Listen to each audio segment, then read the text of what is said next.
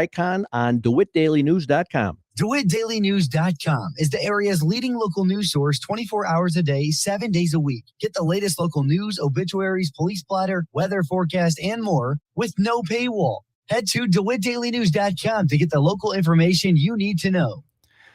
From the Hart Media Group newsroom and DeWittDailyNews.com, I'm Ben Hubbard with this expanded morning newscast.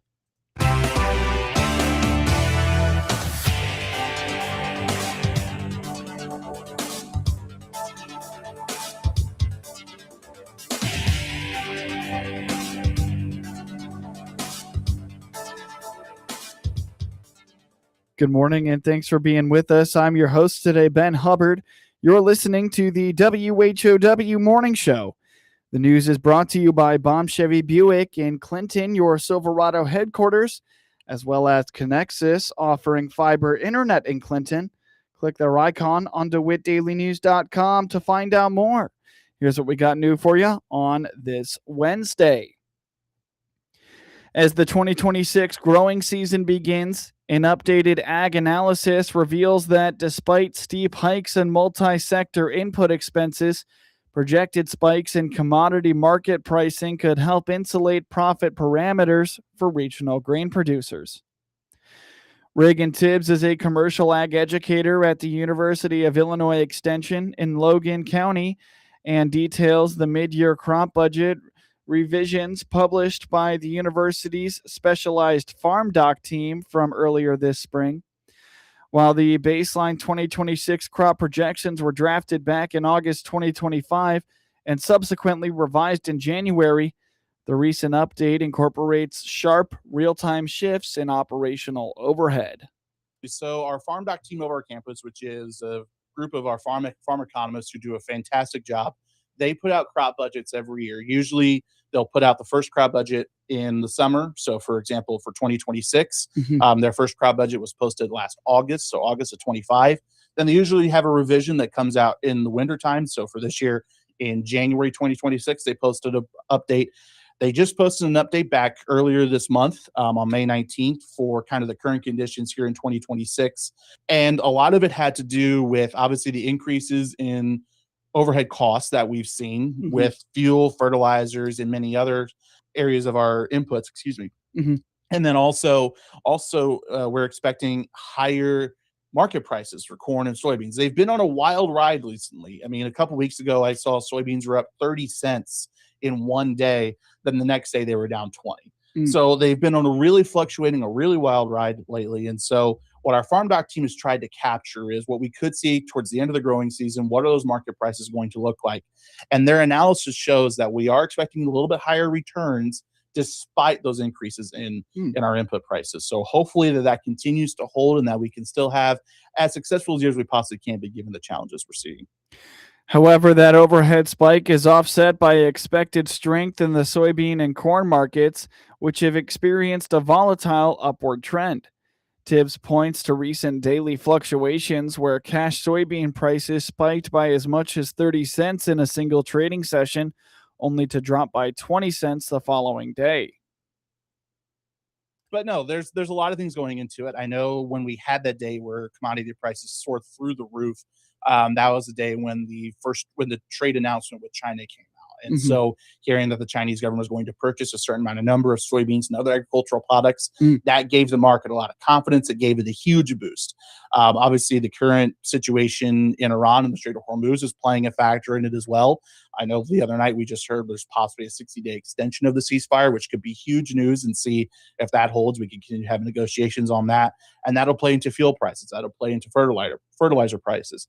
The USDA is announcing rules to try and produce more domestic fertilizer here in the United States, so we don't have to rely on that foreign sources of fertilizer. So all of these things come into effect, but also then the weather too. Are we seeing any places where there are torrential floods, or we're seeing extreme droughts, particularly in our major commodity producing areas?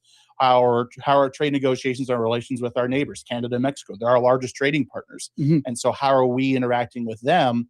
Those are all things that go into these commodity price fluctuations, and they fluctuate on an hourly basis, if not a minute by minute basis. So it's really hard to kind of pinpoint an exact, say, this is what it is at this moment, this is where it's going to be in the future, but we try to do it the best we can.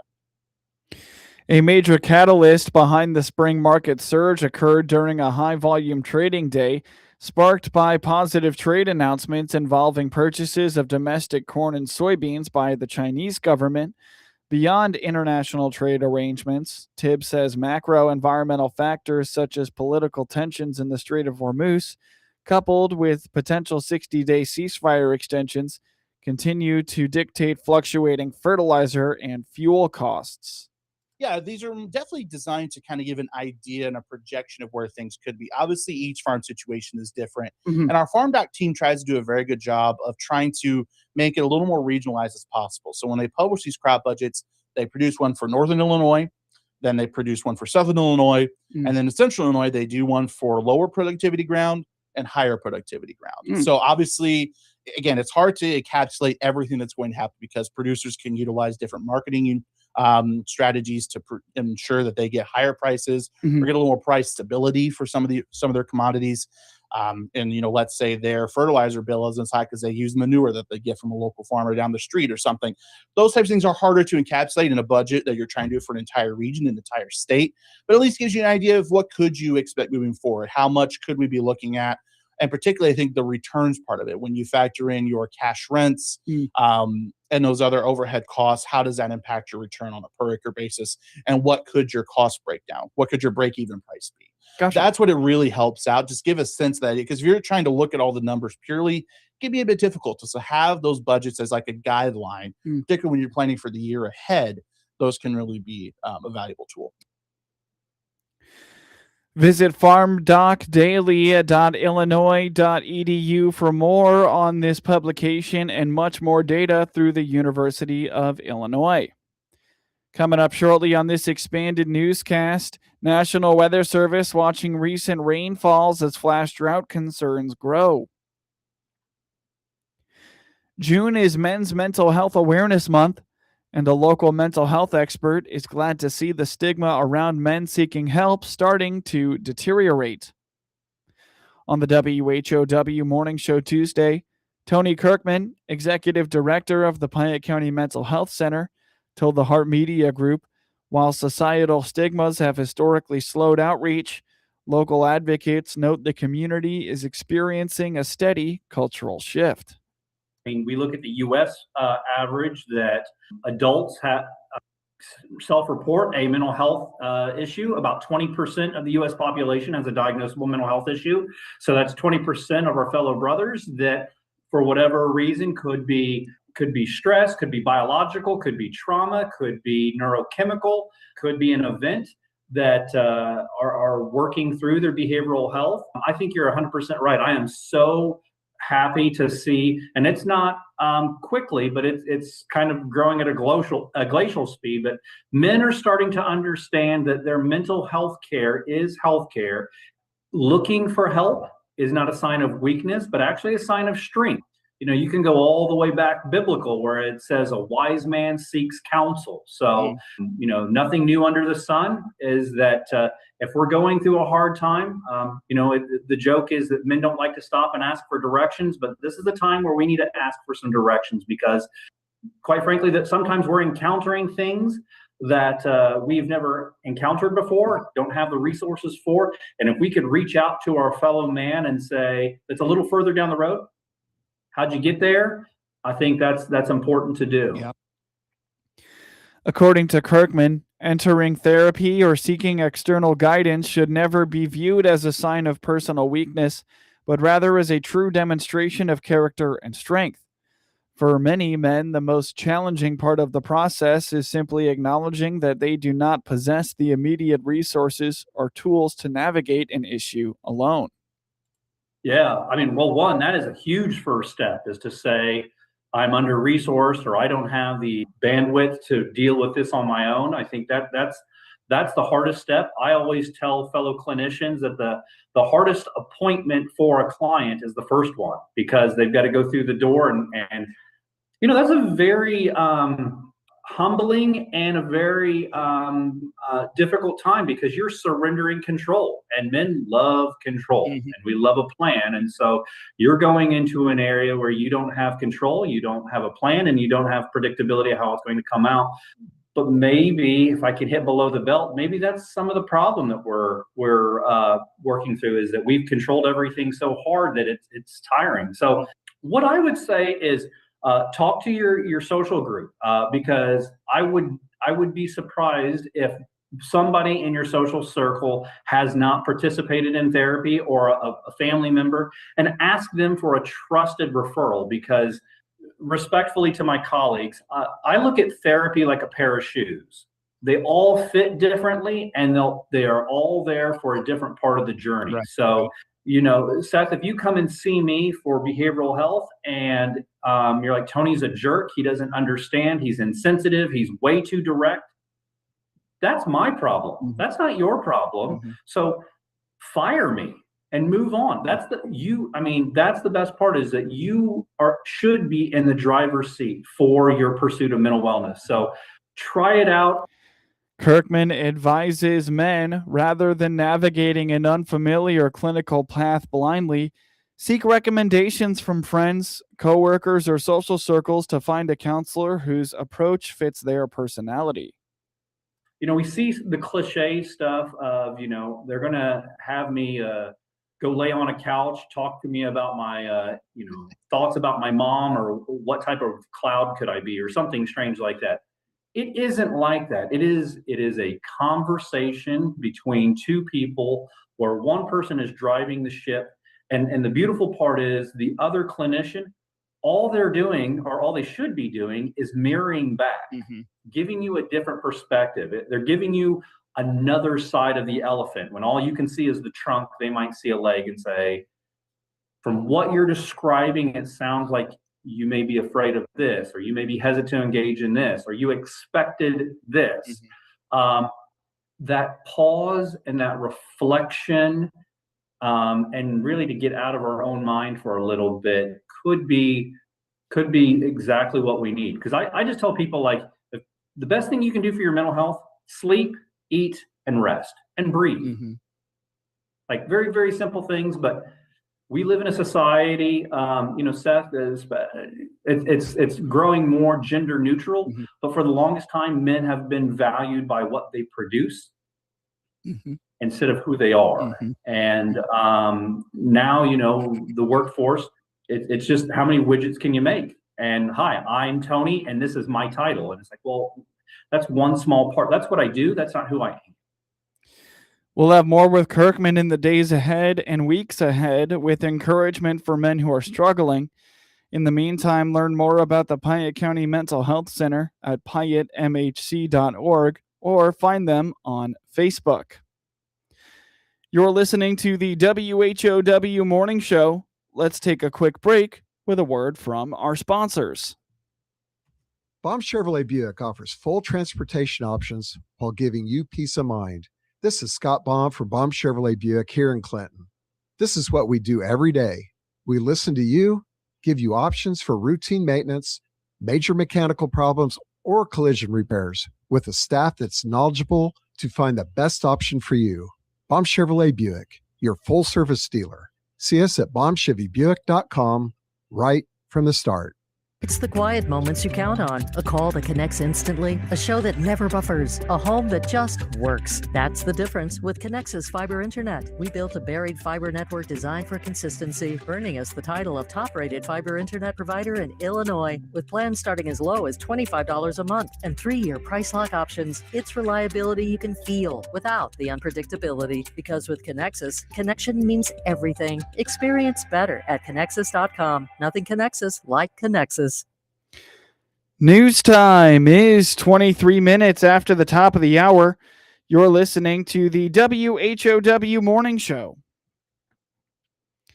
Weather officials are watching the impacts of Monday's rainfall as flash drought concerns have crept onto the radar. Ed Shimon with the National Weather Service in Lincoln indicates that topsoil and subsoil moisture levels have drastically dropped following an incredibly dry May. The 8 to 14 day outlook takes us into toward the middle of the month, 12th to the 18th. Above normal temperatures, we're in the 40th to 50th percentile, so we're kind of middle of the road there, but definitely warmer than normal all the way through the middle of the month there. And then precipitation shows above normal, just slightly 33 to 40%. So just the first tier above normal for precip in the middle of the month. And then beyond that, the last part of the month, we're actually seeing near normal temps showing up. So that's showing that the last part of the month may have a few storms because the precipitation is about the 40 to 50th percentile above normal there. So for precip, and that's good. According to Shimon, Central Illinois critically needs to realize a solid inch to an inch and a half of widespread rain to build up baseline moisture reserves. Without that soaking layer, an upcoming intense heat spell will quickly vaporize any shallow surface moisture right out of the ground.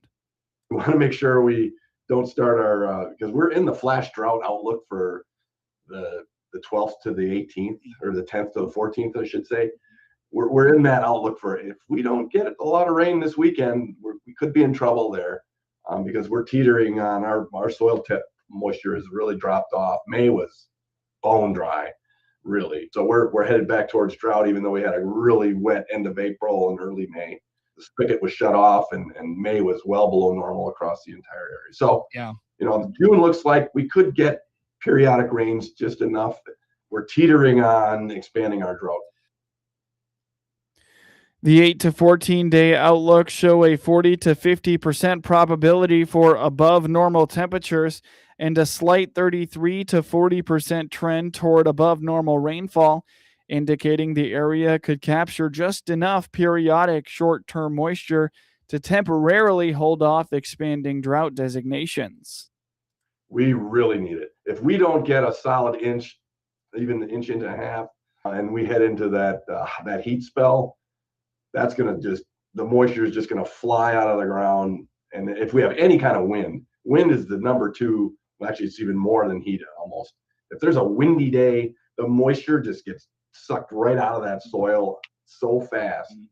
Seeing, with your skin, if it's windy, you don't feel the sweat on your skin, so you don't realize how much moisture you're losing. So so we're really going to be in trouble drought wise, and about heading back into a more significant impactful drought, by the middle of the month, if we can't really just get a bunch of rain into the ground here in the next 3 to 4 days. June's conclude as a warm, humid month, carrying an average seasonal high into the mid-80s with lows in the mid-60s, just over 4 inches of total rainfall. Precip wise, we roughly get a little bit more than 1/10 of an inch a day. So we get a little over 4 inches of precip for the month. By the end of the month, we'll be normal as in the 86 in high and 64 low. So pretty warm. Yeah, when you're normaling in the mid-80s and lows at 64, that means dew points are probably roughly around 64. For you to get a low temperature, well, not necessarily, I guess, but dew points are usually pretty high when you're in the late part of June. Roughly each day we get about 1/10 to 1.15 inches in rainfall on average. So Hopefully we can realize that and get some 4-inch totals here this month. Shimon points everyone to weather.gov/Lincoln for the latest in weather updates and upcoming forecasts.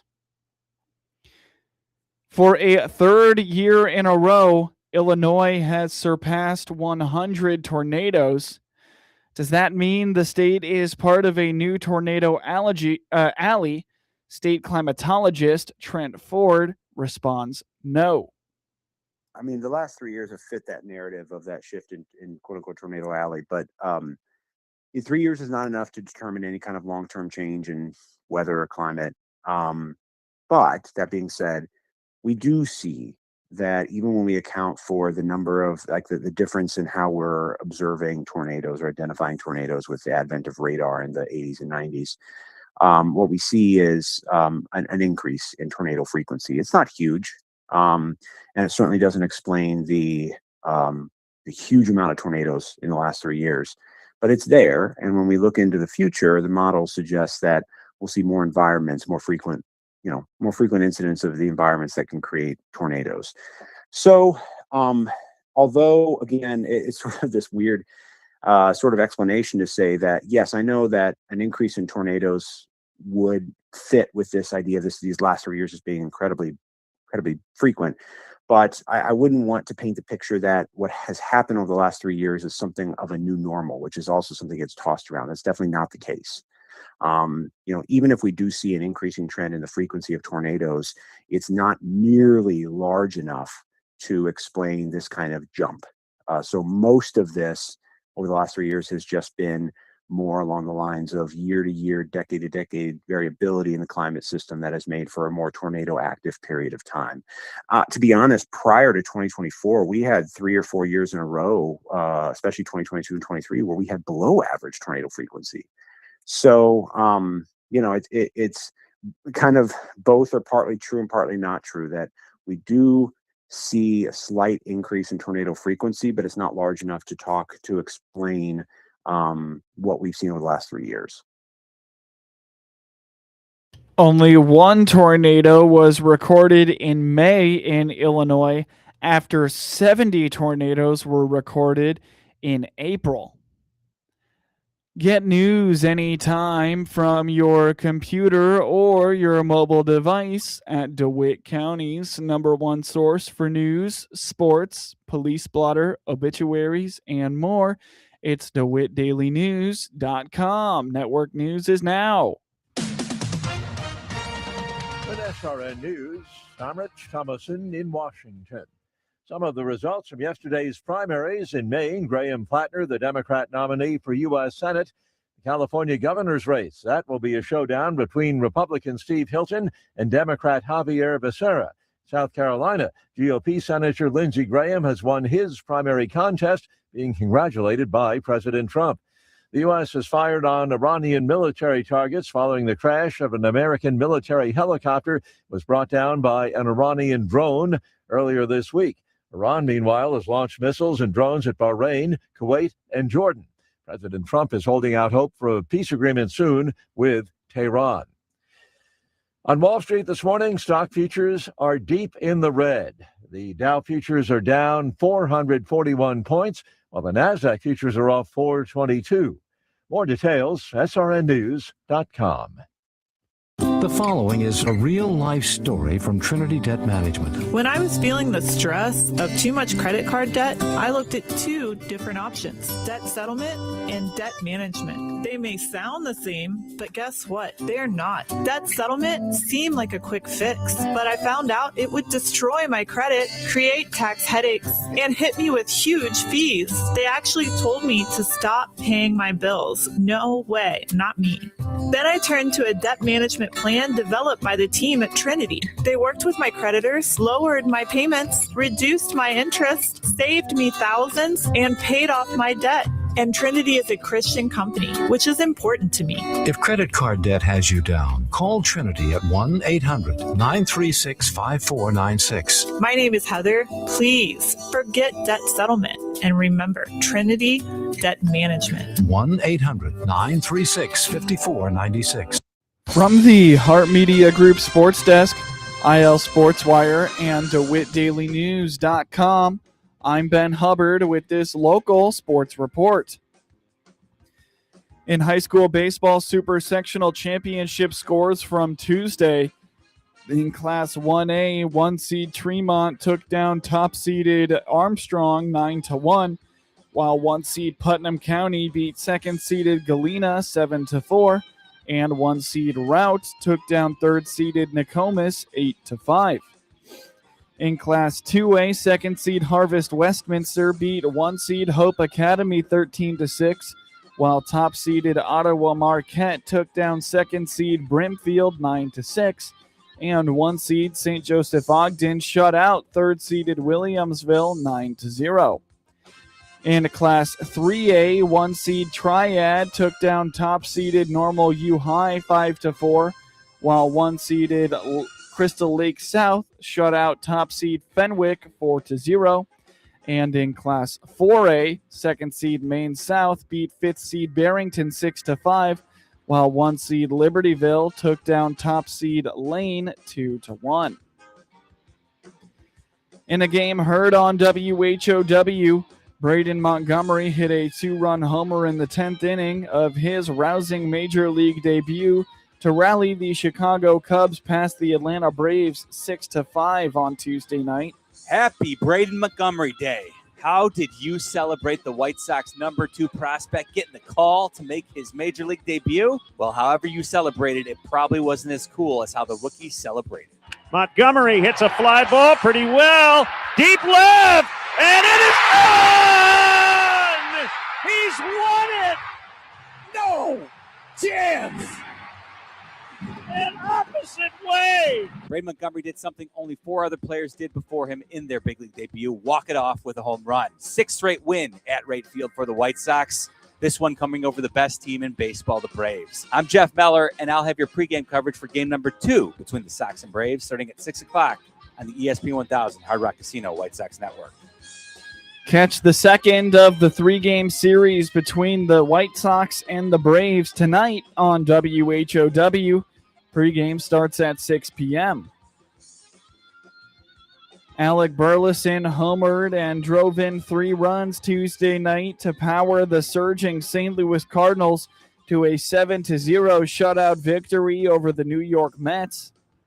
Dustin May tossed 6 solid innings to snap a 7-start winless streak for the Cardinals, who have won 5 straight games, only shy of 1 of their season high. J.J. Weatherholt's 2-run double against Freddie Peralta, who is 4-5, sparked a 4-run third. Jordan Walker had an RBI double, and Lars Nootbaar added a run-scoring groundout later in the inning. Burleson hit a 2-run shot to left field in the 5th before lacing an RBI double off Joey Gerber in the 7th. The 3 RBI game was the 5th this season for Burleson, who entered Tuesday tied for 7th in the NL in RBIs. Ivan Herrera had 3 hits and was plunked twice in 5 plate appearances. He scored 3 times. Nathan Church, just off the injured list, also got 3 hits and robbed Marcus Semien of a 2-run double with a basket catch in center field to end the 4th. May is 4-6 and allowed 4 hits and struck out 6 with 1 walk. The red-haired right-hander was 0-4 with a 3.86 ERA since his previous win on April 21st. A.J. Ewing had 2 hits for the Mets, who were blanked for the 7th time, only 1 shy of their total from last season. Francisco Alvarez was 1 for 3 in his return from a right knee injury. Peralta gave up 6 runs and struck out 5 with 2 walks over 6 innings. Cardinals right-hander Andre Palante is 6-4 with a 3.96 ERA and starts against Mets opener Austin Warren, who's 1-2 with a 2.01 ERA in the middle game of the series on Wednesday night. Hunter Goodman hit a 2-run homer in the first inning to spark the offense, and the Colorado Rockies broke a 4-game skid with a 7-3 win over the Chicago Cubs on Tuesday night. The All-Star catcher has 5 homers in June. Ezekiel Tovar also homered for Colorado, while Edward Julian drove in 3 runs. Outfielder Cole Carrig had a memorable Major League debut as he hit a triple down the line and right. After sliding into third, he got up and celebrated with a dance. Carrig finished 1 for 3 with a walk. It was the 25th win of the season for the Rockies. Last season, when they made a run at the worst record in big league history, they didn't win game number 25 until July 22nd. Tomoyuki Sugano is 6-4 and pitched into the 6th inning before running out of steam. He allowed 3 runs while striking out 3. Alex Bregman went 2 for 3 with an RBI on a sac fly after shouldering the blame Sunday for Chicago's offensive woes. Michael Busch added a solo homer as the Cubs lost for the 21st time in 28 games. Colin Rea is 5-4 and had a rough outing in giving up a season-high 7 runs over 4 2/3 innings. Entering the game, the right-hander had allowed 3 runs or less in 14 of his last 19 starts dating to last August. The Cubs are scheduled to throw lefty Shoto Imanaga, who is 4-6 with a 4.74 ERA on Wednesday, while the Rockies go with right-hander Michael Lorenzen, who is 2-8 with an 8.01 ERA. In MLB scores from yesterday, the Seattle Mariners beat the Baltimore Orioles 6-5 in 10 innings, while the Miami Marlins took down the Arizona Diamondbacks 10-6. The Tampa Bay Rays beat the Boston Red Sox 4-3, while the LA Dodgers routed the Pittsburgh Pirates 12-3, and the Detroit Tigers beat the Minnesota Twins 10-4. The New York Yankees beat the Cleveland Guardians 3-2, while the Toronto Blue Jays beat the Philadelphia Phillies 3-2, and the Kansas City Royals beat the Texas Rangers 5-3. The Los Angeles Angels routed the Houston Astros 10-1, while the Cincinnati Reds beat the San Diego Padres 5-3 in 11 innings. The Washington Nationals beat the San Francisco Giants 6-3, while the Athletics took down the Milwaukee Brewers 7-5. Another 2-goal lead went the way of the landline on Tuesday night. The go-ahead shot came from a 37-year-old on his stomach on one of the great runs in Cup final history, and the winning goalie made his first start in 2 months and doesn't know if that will be his last one this postseason. It was Jordan Stahl's second goal at 6 minutes and 32 seconds of the third period that came while sprawled on the ice in what became a 5-3 Carolina Hurricanes victory over the Vegas Golden Knights in the Stanley Cup Finals. Now the series heads back to Carolina after they tied it 2-2 in the series for Game 5 on Thursday night. The Hurricanes will potentially have 2 games on home ice to win their first cup in 2 decades. Each game until this one was decided by 1 goal. It appeared this one would as well until Nikola Ehlers deposited an empty net goal from 187 feet out. Ehlers' goal was part of a 3-point night for him. Jackson Blake had a goal and an assist, and Logan Stankoven scored a goal. Brendan Bussi started in place of Frederik Andersen in goal and made 18 saves, and including his work in relief in Game 2, Bussi has 36 saves on 40 shots. Brenda Moore said that Anderson, who did not dress, needed the rest. Peter Kochev was the backup goalie, with Anderson serving as the emergency goaltender. Mark Stone, William Karlsson, and Brett Howden scored goals for the Golden Knights, and Carter Hart made 23 saves. Karlsson also had an assist. The Hurricanes came out blazing, taking a 3-1 lead in the first period. Vegas nearly cut it to 1, but Braden McNabb's goal came right after the period ended and didn't count. Vegas scored twice in the second to tie the game, and the Golden Knights have now outscored Carolina 9-1 in that period. But the Golden Knights failed to add to that total, shifting home ice advantage back to the Hurricanes. In the NBA tonight, the Knicks take on the Spurs to continue the NBA Finals series. The Knicks currently lead 2-1 over the Spurs, and they head back to Madison Square Garden in New York tonight. Get highlights of your local high school program by finding IL SportsWire on your preferred social media platforms, and get local sports anytime at DeWittDailyNews.com. This is staff meteorologist Jennifer Wojcicki with your regional radio forecast. Slight chance for storms today, otherwise sunshine mixed with clouds at times. Daytime highs approaching 90, southwesterly winds 10 to 20 miles